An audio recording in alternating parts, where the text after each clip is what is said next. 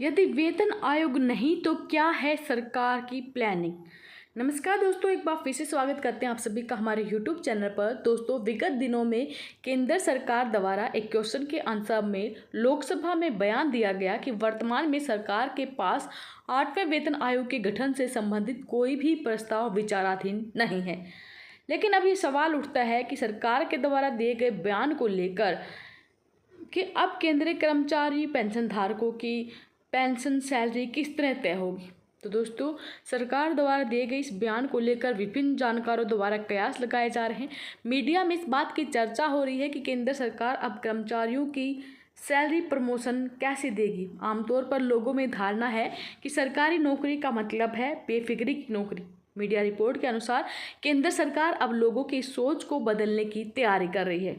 Media के हलकों में ये चर्चा है कि आने वाले समय में केंद्र सरकार परफॉर्मेंस लिंक्ड इंक्रीमेंट स्कीम लागू करने पर विचार कर रही है। अर्थात आने वाले समय में सरकारी कर्मचारियों को उनके परफॉर्मेंस के आधार पर सैलरी और प्रमोशन का लाभ दिया जाएगा।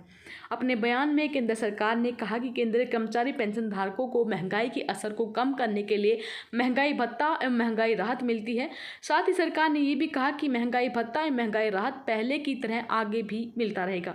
फिलहाल यदि केंद्र सरकार परफॉर्मेंस लिंक इंक्रीमेंट स्कीम पर आगे काम करती है तो इसके दायरे में केंद्र सरकार के 48 लाख से अधिक केंद्रीय कर्मचारी आएंगे। बता दें, अब तक जो वेतन आयोग का गठन हुआ है, 7 वेतन आयोग आ चुके हैं। पहला 1946 में जनवरी में गठित हुआ था, मई 1947 में लागू हुआ था, और 7वां वेतन आयोग जो है वो 25 सितंबर 2013 में गठित हुआ था और 1 जनवरी 2016 को लागू हुआ था। वेतन आयोग का गठन प्रत्येक 10 साल में होता है। वर्तमान में 8वां वेतन आयोग 2026 में प्रस्तावित है।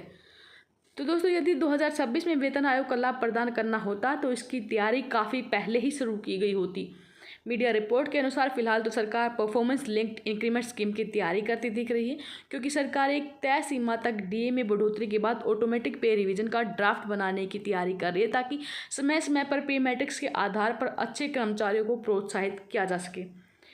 ये विचार किसका था, चलिए एक बार जान लेते हैं। तो पूर्व वित्त मंत्री स्वर्गीय अरुण जेटली जी ने कर्मचारियों को परफॉर्मेंस के आधार पर उनकी सैलरी में बढ़ोतरी करने का सुझाव दिया था। इसको एकॉर्ड फॉर्मूला बोलते हैं। जी हाँ दोस्तों, इसका मकसद है छोटे पद के कर्मचारियों के वेतन में भी सम्मानजनक अच्छी बढ़ोतरी करना। विदित हो कि मौजूदा सैलरी सिस्टम में कम सैलरी के बजाय ज़्यादा सैलरी वाले कर्मचारियों को ज़्यादा फायदा मिलता है। अगर एक्वायर्ड फॉर्मूले की बात करें तो इसमें सबसे बड़ा फ़ायदा ये होगा कि इससे सरकारी कर्मचारियों का कामकाज सुधरेगा, मेहनत और काम के प्रति ईमानदार कर्मचारियों को प्रोत्साहन मिलेगा, लंबित फाइलों का तेज़ी से निपटारा होगा और काम में बहाने बनाने वाले कर्मचारियों की पहचान हो सकेगी। जिम्मेदारी से काम करने वाले कर्मचारियों का हौसला और मनोबल बढ़ेगा। सरकारी कर्मचारियों में कार्यालयों में लेट लतीफ़ी से आने का चलन कम हो जाएगा। साथ ही इसमें लाल फीताशाही कल्चर में भी कमी आएगी। हालांकि केंद्र सरकार के पूर्व नौकरशाहों और विभिन्न कर्मचारी संगठन के नेताओं का मानना है कि सरकार द्वारा संसद में 8वां वेतन आयोग के संबंध में दिया गया बयान एक तकनीकी बयान पर है। इससे इस बात का अंदाज़ा नहीं लगाया जा सकता कि सरकार ने 8वां वेतन आयोग के स्थान पर नए फॉर्मूले पर विचार किया है, क्योंकि 8वां वेतन आयोग 1 जनवरी 2026 से लागू होना है, जिसकी तैयारी के लिए भी अभी टाइम शेष है। जानकारों का ये भी मानना है कि सरकार वर्ष 2024 तक 8वां वेतन आयोग के गठन की घोषणा कर सकती है। अब देखते हैं केंद्र सरकार इस पर क्या फैसला लेती है।